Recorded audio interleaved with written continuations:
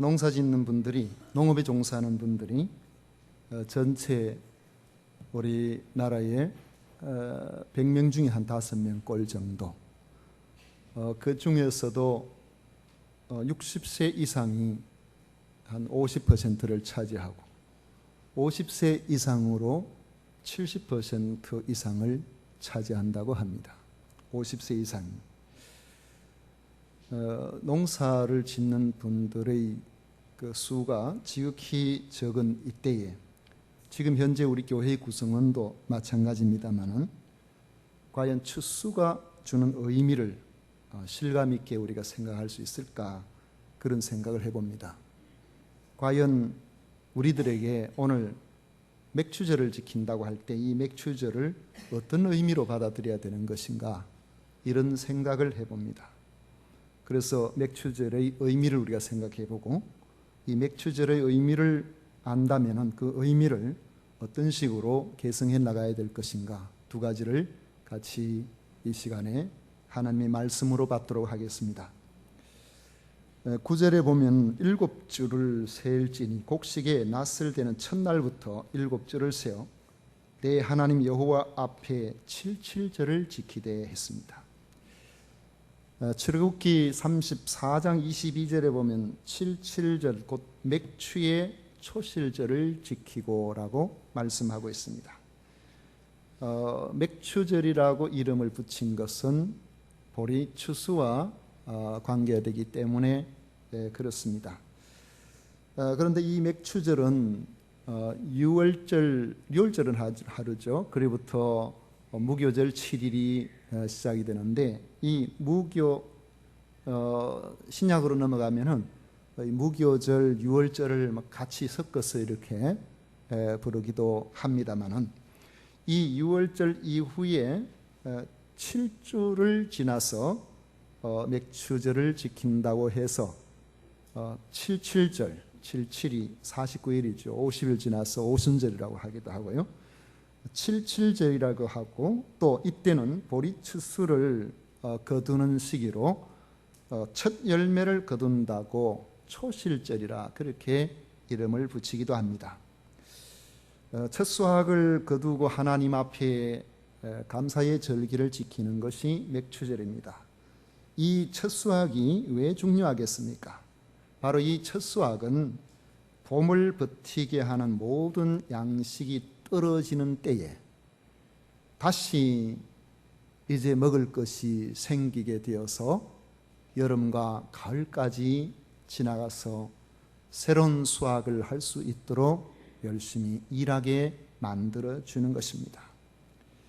그러므로 맥추절을 지키면서 하나님의 돌보심을 기억하고 감사하게 되는 그러한 절기가 됩니다. 모세의 율법에 명시된 이스라엘 백성이 준수해야 할 3대 절기는 우리가 잘 알고 있습니다. 유월절, 맥추절, 또 초막절이라고도 하는 수장절. 모든 것 곡식을 잘 준비해서 저장했다가 겨울도 나고 그 다음 맥추절 때까지 봄도 지날 수 있도록 그렇게 수장절이라고 하는 초막절입니다. 그 중에 유월절은 이스라엘 백성을 애굽의 노예살이에서 벗어나게 해주신 하나님의 은혜를 잊지 말고 기억하게 하려는 절기입니다. 이스라엘 백성들이 다른 민족들과 다른, 우리는 하나님께서 건져내신 특별한 사람이다, 선택된 사람이다, 아브라함 때부터 하나님께서 약속하셨고 그 약속을 따라서 우리가 선택받아서 애굽에서 종살이로 계속하고 있는 것이 아니라 거기에서 건져내어서 특별하게 살게 해 주신 그러한 민족이다 하는 자기 정체성을 확인하는 절기가 바로 유월절입니다. 유월절을 지키면서 그렇지, 우리는 세상의 종이 아니라 하나님의 백성이다, 하나님의 자녀다, 이걸 확인하게 만들어주는 겁니다. 하나님께서 우리를 건져내셨다. 하나님께서 그래서 인도하여 주심으로 이 가나안 땅에서 하나님의 백성으로 살게 해주신 것이다. 유월절을 지킬 때마다 우리는 하나님의 백성이라는 것을 확인하는 것입니다. 그리고 맥추절과 초막절은 하나님께서 이스라엘 백성들을 인도하여 가나안 땅에서 살게 해주셨는데, 그곳에 살면서 가나안 땅은 산지가 많아가지고 그곳에는 우리나라 같이 저수지를 충분히 만들거나 그렇게 하기가 어려운 곳입니다. 비 올 때는, 많이 올 때는 급류가 휩쓸려서 쫙 내려가 버리고, 비가 오지 아니하면은 그냥 대부분의 하천들이 건천이 되어버리는 이런 곳에 살기 때문에 때를 따라서 이른 비와 늦은 비가 적절하게 내려줘야만 농사가 잘 될 수가 있습니다. 그러니까 하늘만 쳐다보고 살게 만드는 곳이 바로 이 가나안 땅인 거죠. 늘 하나님 바라보면서 하나님의 도우심을 구하면서 그렇게 살아가야 될 곳입니다. 그러므로 이 맥추절과 초막절을 통해서 하나님께서 이번에도 우리에게 먹을 양식을 주셨구나, 그 감사를 드리고, 또 그 감사한 마음 가지고 열심히 살아서 가을에 또 모든 것을 거두고 난 다음에 또 하나님 앞에 초막절을 통해서 감사를 드리고, 이렇게 1년 1년을 지나가면서 우리는 하나님의 선택받은 민족이고 하나님의 은혜로 살아가야 되는 그러한 민족이라는 것을 기억하고 감사하면서 이 신앙을 자신들도 유지하고 그 후대에도 계속해서 유지해 나갈 수 있도록 이 절기를 지키라고 말씀하고 계신 것입니다. 그런 점에서 3대 절기는 하나님의 백성들이라면 반드시 지켜야 할 명령입니다. 출애굽기 23장 14절에 보면 너는 매년 3번 내게 절기를 지킬지니라, 그렇게 말씀하셨습니다. 이스라엘 백성들은 해마다 6월절을 지키면서 자신들은 하나님의 구원하신 특별한 민족임을 기억하고 맥추절과 초막절을 지키면서 우리는 하나님이 친히 기르시는 그러한 민족이라는 것을 자각해서 영원토록 선택받은 민족으로 복되게 살아가라고 그렇게 3대 절기를 주셨다는 것입니다. 그런데 만약에 이 절기의 의미를 별로 심각하게 받아들이지 않고 이 절기를 소홀하게 해서 잘 지키지도 않고 그냥 적당하게 넘어가고 그렇게 된다면 이스라엘 백성들에게는 어떤 현상이 일어나겠습니까? 벌써 그 자체가 하나님의 백성으로서의 자각이 흐려지고 있다는 증거가 됩니다. 그렇게 되면 결국 하나님의 백성으로서의 정체성을 잃어버리게 될 것이고 하나님을 떠난 삶을 살아가게 되고, 하나님을 떠난 삶을 살게 되면 하나님께서 주시는 돌보심을 받지 못하는 그런 삶을 살게 되는 것입니다. 성경을 읽어보면 이스라엘의 부흥과 쇠퇴는 절기 준수와 맥을 같이 하고 있음을 알 수 있습니다. 절기를 충실히 준수할 때는 나라가 융성했지만은 절기를 무시하고 살아갈 때는 언제나 주변의 작은 민족이라고 할지라도 심심하면 침략해서 고통스럽게 하고 힘들게 하고 그렇게 해서 이웃들의 압제를 벗어나지 못했습니다. 이 절기 준수는 하나님의 백성으로서의 정체성 확립과 하나님이 주시는 복된 삶과 직결되어 있다는 사실을 알 수 있는 것입니다.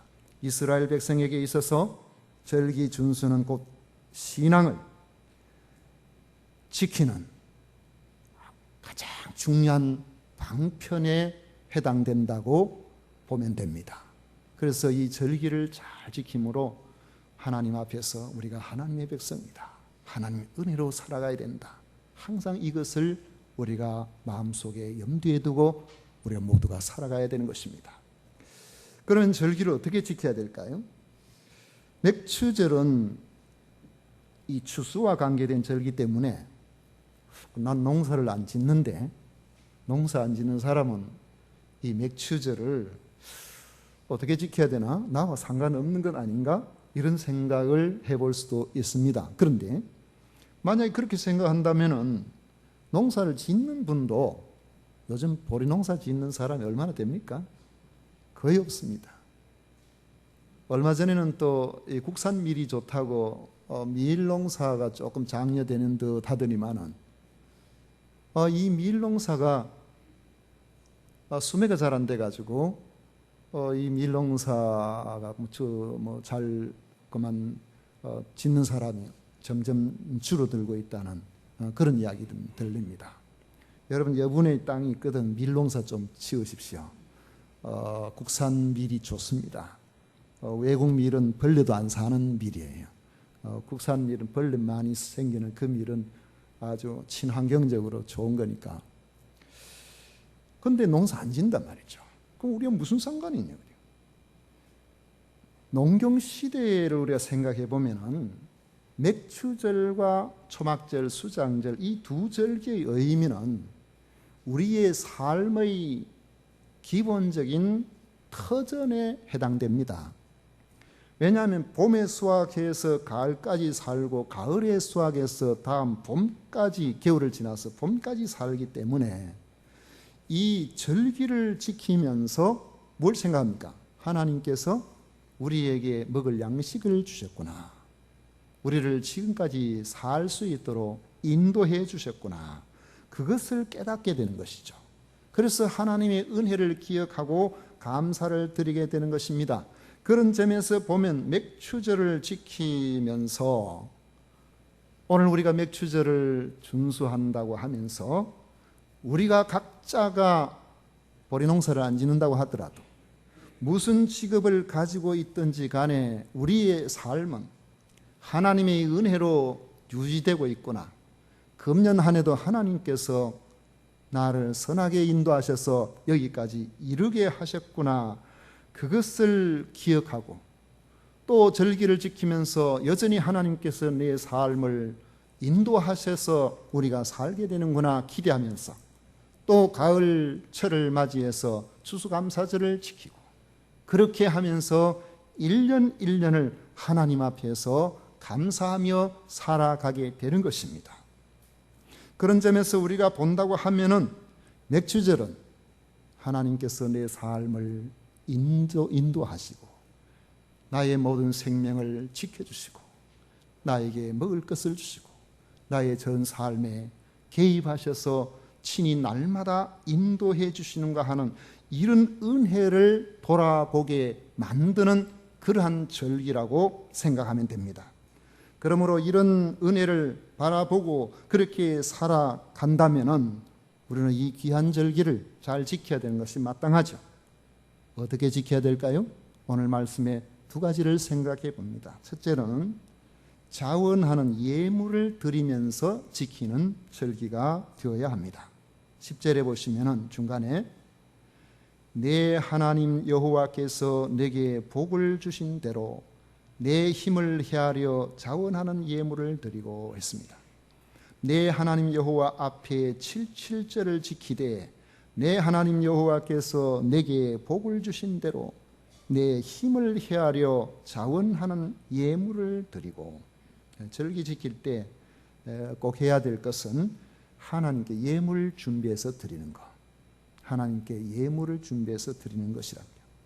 감사의 절기이기 때문에 예물을 준비하지 않고 드리게 되면은 이 절기의 의미가 퇴색합니다. 그러면 하나님은 어떤 예물을 원하실까요? 고린도 후서에 보면 9장 7절에 바울 사도는 고린도 교회 성도들에게 연보에 대하여 이렇게 말합니다. 각각 그 마음에 정한 대로 할 것이요 인색함으로나 억지로 하지 말지니 하나님은 즐겨내는 자를 사랑하시느니라. 예전에 제 아들이 첫 월급을 받아서 하나님 앞에 첫 열매 헌금으로 드리려고 그렇게 했는데, 첫 열매 헌금을 드리는데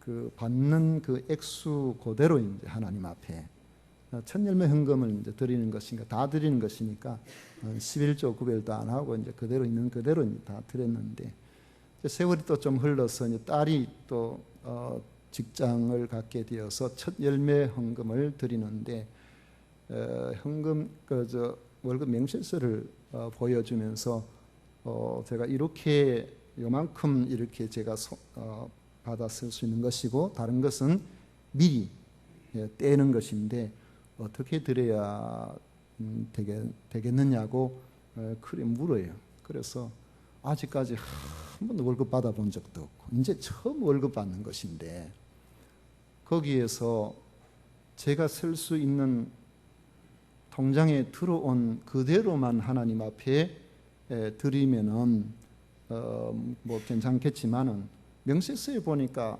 뭐 세금도 있고 뭐도 있더라고. 세금도 그렇다 치고 뭐 연금 들어가는 것도 있고 뭐 여러 가지가 있어요. 그래서 내 생각에는 이거 아마 하나님 앞에 첫 열매라고 제대로 첫 열매라고 들으면은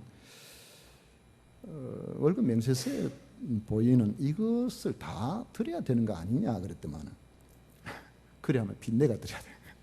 나머지 받은 적이 없거든요. 그런데 선뜻 그렇게 하겠다고 그러더라고. 그래가지고 거기에 명세서에 있는 대로 이제 그래가지고 하나님 앞에 드렸는데 하나님께서 기뻐하셨으리라고 저는 믿습니다. 근데 아들은 좀 덜 기뻐하셨을 것 같아요. 명세서대로 안 드린 것 같아. 제가 생각할 때.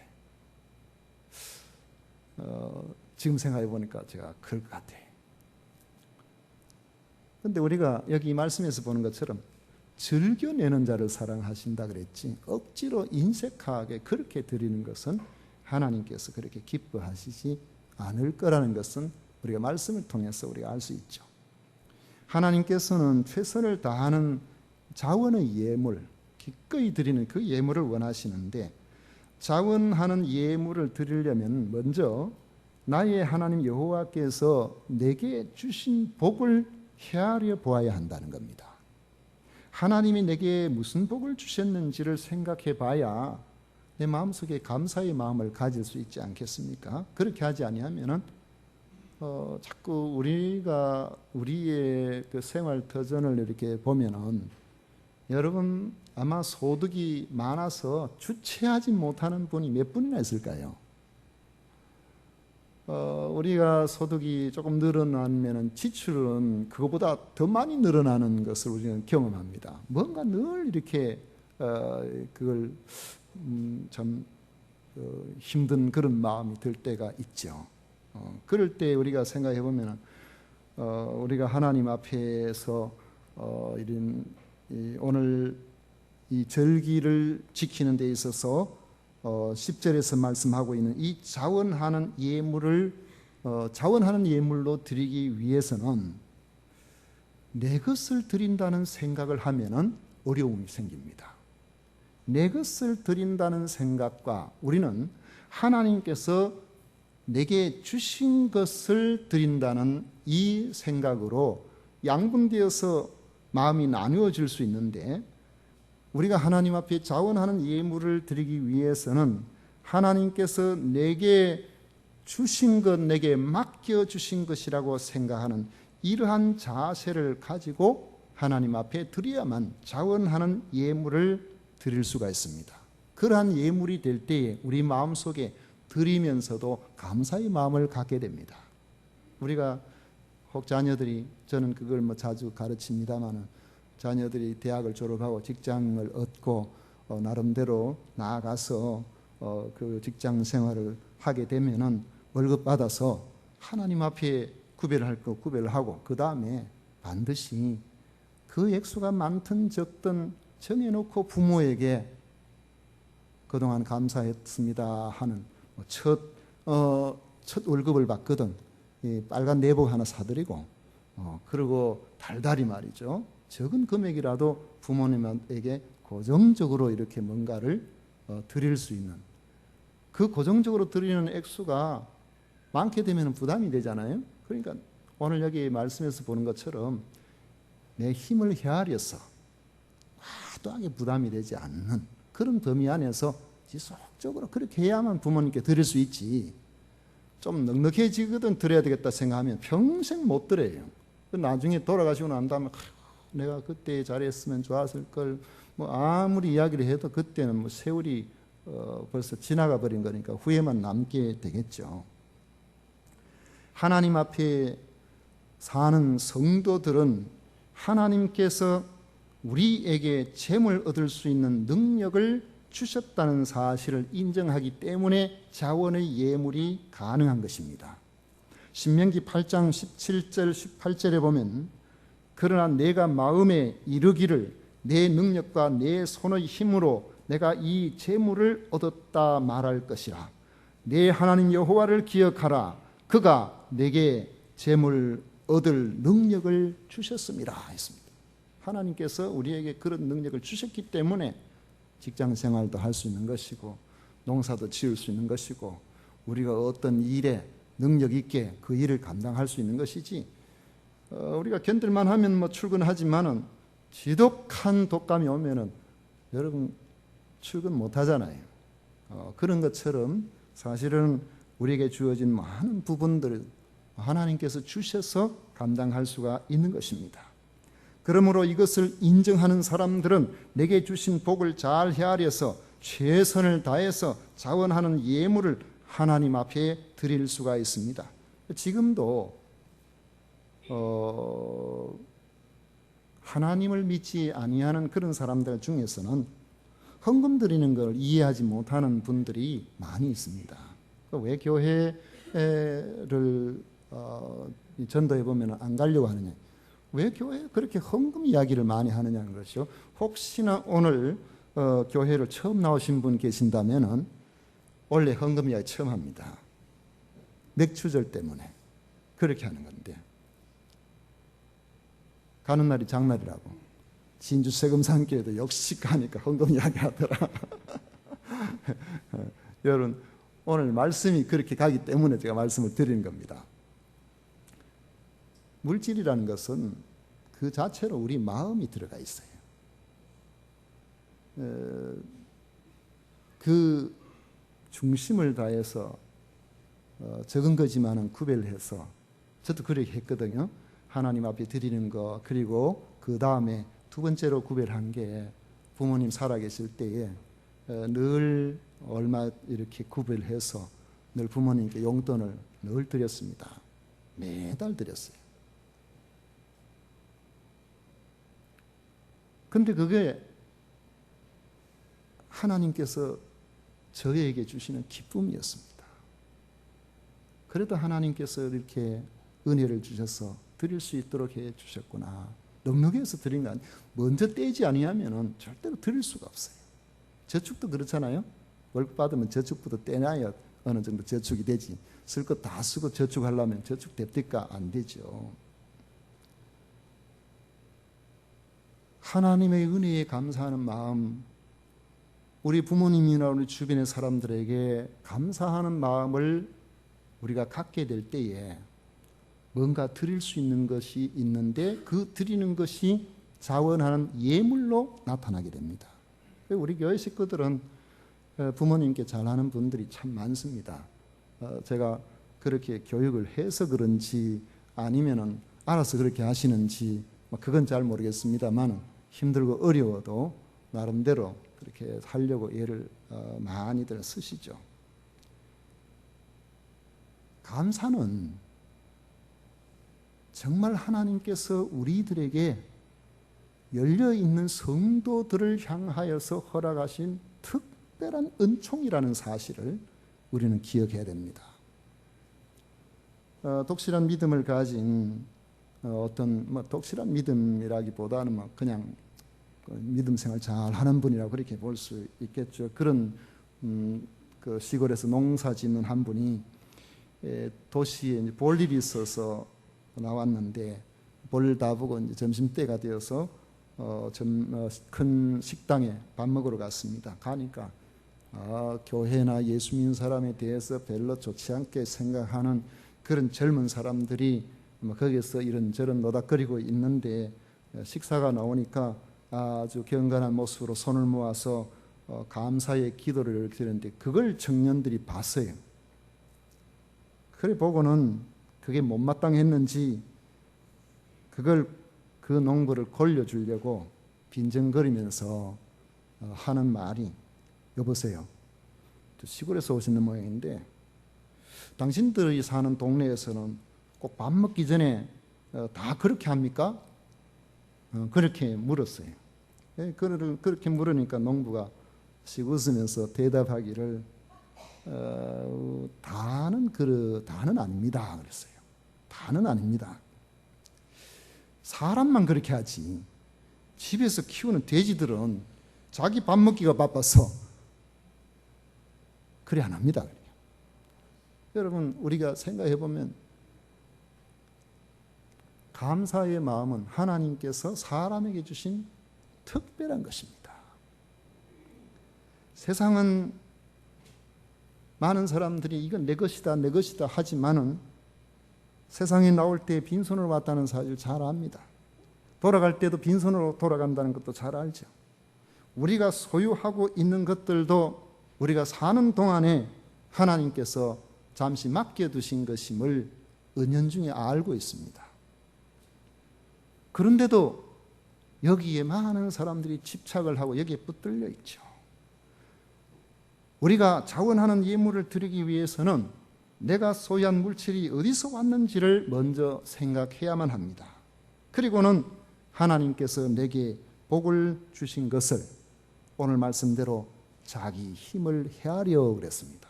빚내가 하란 말 아닙니다. 넘치도록 해서 집안 식구들 쫄쫄 굶도록 하라는 말이 아닙니다. 자기의 역량 안에서 최선을 다해서 그렇게 하라는 것이죠. 그러니까 하나님께서 그것을 기뻐하신다는 것입니다. 그렇게 드리면은 오늘 여기의 말씀에 절기에 자원하는 예물을 드리게 되는 것입니다. 심지어 어떤 분들은 그것조차도 작은 것조차도 할 수 있는 그런 역량이 없는 분도 계세요. 그런 분은 하나님 다 알고 계십니다. 어떤 사람들은 그런 거 가지고 위화감을 생각하고 이렇게 하는데 하나님 앞에서는 그렇게 생각하면 안 돼요. 그건 믿음 없는 이야기예요. 내 형편, 내 처지 따라 하는 것이지 누구 보고 하는 거 아닙니다. 다른 사람들이 이렇게 하니까 나도 저렇게 해야 되는가 이렇게 해야 되는가 그건 하나님이 기뻐하시는 바도 아니고 그저 내게 주신 그 안에서 최선을 다해서 그렇게 하면 되는 것입니다. 그때에 이러한 절기는 복된 절기가 됩니다. 두 번째로는 공동체의 기쁨을 회복하는 절기가 되어야 됩니다. 11절을 보십시오. 너와 네 자녀와 노비와 네 성중에 있는 레위인과 및 너희 중에 있는 객과 고아와 과부가 함께 내 하나님 여호와께서 자기의 이름을 두시려고 택하신 곳에서 내 하나님 여호와 앞에서 즐거워할지니라.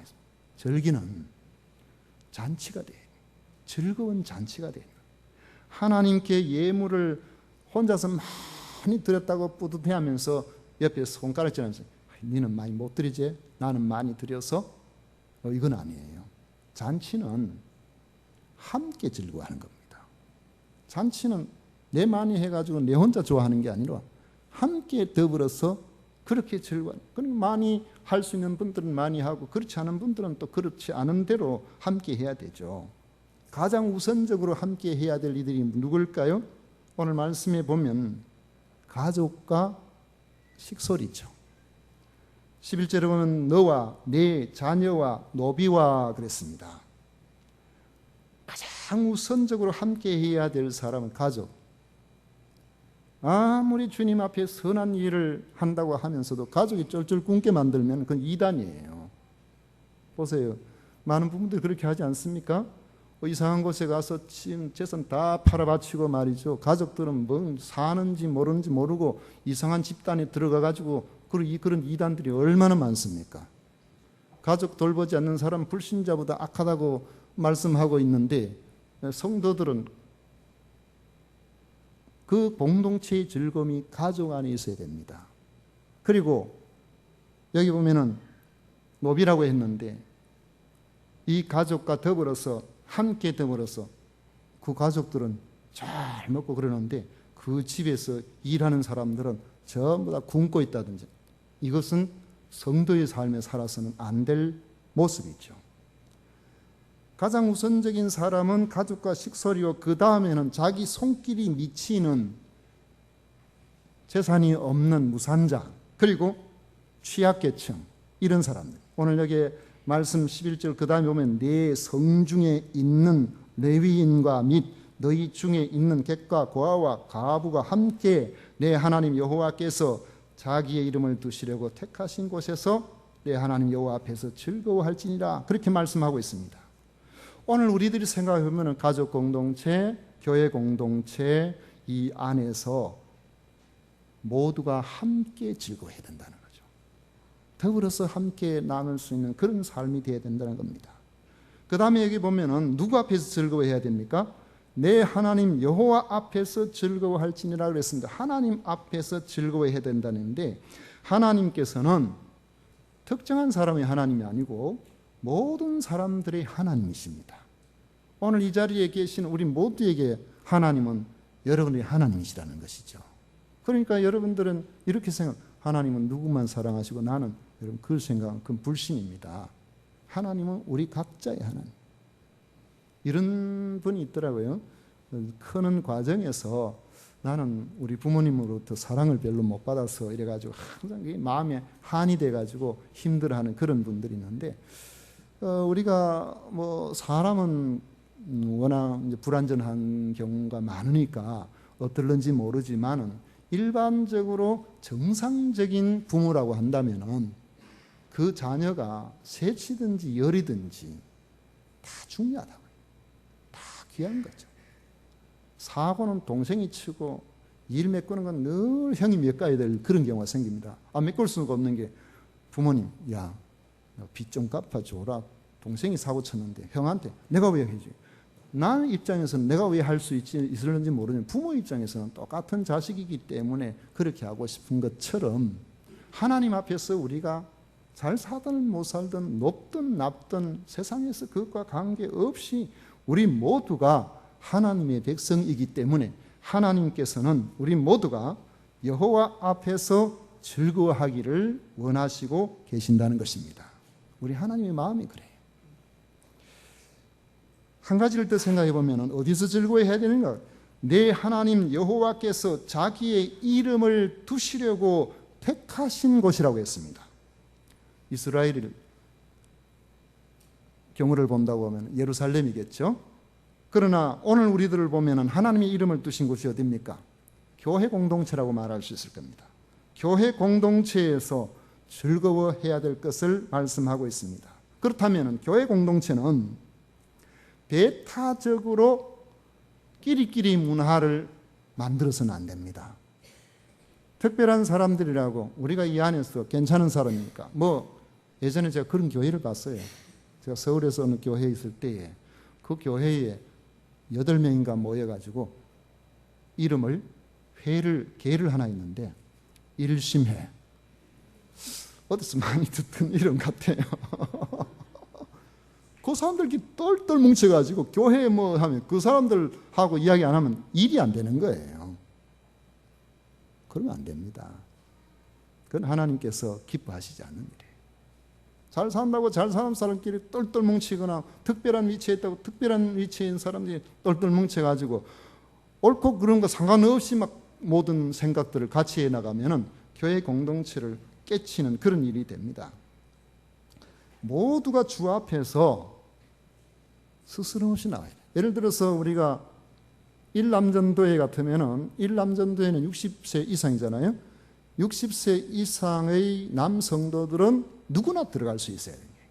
그리고 누구나 그 안에서 회원으로서 회원답게 함께 더불어서 그 공동체를 이루어 나가야 되는 겁니다. 그러므로 우리는 교회 공동체 안에서 믿음 생활 잘하는 사람, 세상에서의 위치에 있는 사람 부러워할 수는 있어요. 부러워할 수는 있지만은 주눅들어서는 안 됩니다. 주눅들게 해서도 안 되고요. 좋은 환경에 산다고 그렇지 않은 사람을 낮추어보는 그런 환경에 있어서도 안 됩니다. 절대적으로 열악한 환경에 있어서 누군가의 도움을 받아야 될 상황이 된다면 마음을 아프게 하지 말고 온 교회 공동체가 힘을 합쳐서 그들을 그 자리에서 좀 일어설 수 있도록 뒤에서 협력하고 돕는 공동체가 되어야 됩니다. 왜냐하면 하나님께서 그걸 보시고 기뻐하시거든요. 그래, 맞아, 너 그렇게 하면 참 좋지. 만약에 부모 입장에서 자녀들 여러 떼는데 그 중에 다른 자녀 하나가 사업하다가 실패해서 지금 죽도 한 그릇 못 먹을 형편 그렇게 돼 있는데 부모는 재산 특별히 없고 다른 자식들은 좀 잘 산다고 그러면 다른 자식들이 서로 모여가지고 아무개 우리가 힘 좀 기울여서 좀 잘 할 수 있도록 해보자. 그런 이야기를 들으면 부모 마음이 얼마나 기쁘겠습니까? 내가 다른 건 몰라도 내 자식들 하나는 참 복받았다, 그런 생각 안 들겠어요? 하나님 앞에서 우리 모두가 하나의 공동체를 세워나가는 이 일에 있어서 한마음 한뜻이 되어서 나가는 것을 하나님께서 기뻐하시는 겁니다. 사실 이거 잘해야 안 믿는 사람들 우리를 보고서 아이고 세금산 교회의 성도들은 교회 안에서 자기들끼리만 알고 1차적으로 우리가 그 소리를 들어야 돼요. 왜? 자기들끼리만 안다고 할 정도로 친밀감이 있어야 힘이 있어서 교회 밖에 있는 사람을 돕지. 바깥에 분들은 아이고 세금산 교회 교인들은 저들끼리도 같이 잘 못 지내고 맨날 싸우고 욕하고 어떻게 우리가 힘을 모아서 이웃을 도울 수 있겠습니까? 관심 가질 수 있겠습니까?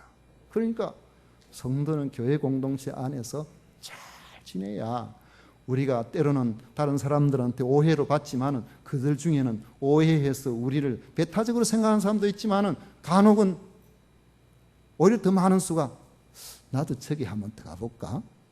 그런 생각을 갖게 만들어줘요. 왜? 좋은 곳에는 함께하고 싶으니까요. 그러므로 우리가 이 절기를 맞이해서 하나님 앞에서 최선을 다해서 함께 더불어 여호와 앞에서 우리 모두가 교회 공동체를 우선적으로 해서 즐거워하는 이런 귀한 절기의 삶을 살아가야 되는 것입니다. 그렇다면 하나님께서는 절기 때만 즐거워하라고 하셨을까요? 그럴 리가 없겠죠. 절기 준수는 교육적인 의미가 강합니다. 왜 3대 절기를 지키라고 그렇게 했냐면은 사람은 그거 안 하면은 믿음이 자꾸 흩어져요. 안식일을 기억하여 거룩히 지키라 말씀하신 것은 일주일 단위로 계속해서 하나님과의 관계를 다시 반복하지 아니하면 우리의 죄성이 자꾸 하나님께서 멀어지게 만들기 때문에 특별히 그렇게 그런 귀한 기회들을 자꾸 주시는 겁니다. 절기도 마찬가지. 절기를 통해서 기쁨과 감사의 삶을 회복하기를 하나님께서 원하십니다. 그래서 절기를 준비하면서 하나님의 은혜를 기억하게 됩니다. 제가 이 말씀을 준비하면서 지난 6개월을 돌아보면 어떨 때는 힘들고 마음고생도 좀 되었지만은 그래도 하나님께서 우리 식구들과 더불어 지난 6개월을 잘 지나게 해주셨구나. 그 생각에 마음이 먹먹한 게 눈물이 나려고 해요. 또 그 은혜를 생각하면서 또 힘을 내어서 또 6달을 힘차게 그렇게 한번 살아봐야 되겠구나 결심하게 되고 그렇게 되는 겁니다. 오늘 우리 맥주절을 지키면서 이 기쁨과 감사가 재생산되는 하나님께서 정말 기뻐하시는 그런 복된 삶을 살아갈 수 있도록 우리 모두가 하나님께서 주신 은혜와 감사, 또 우리 모두가 함께 있어줌에 대한 감사, 이것을 회복해서 우리 모든 믿음 식구들이 앞으로도 계속 하나님의 은혜 속에서 구원받은 성도로서 하나님의 돌보심을 받는 복된 성도로 살아가시기를 축원합니다. 기도하겠습니다. 고마우신 하나님 아버지,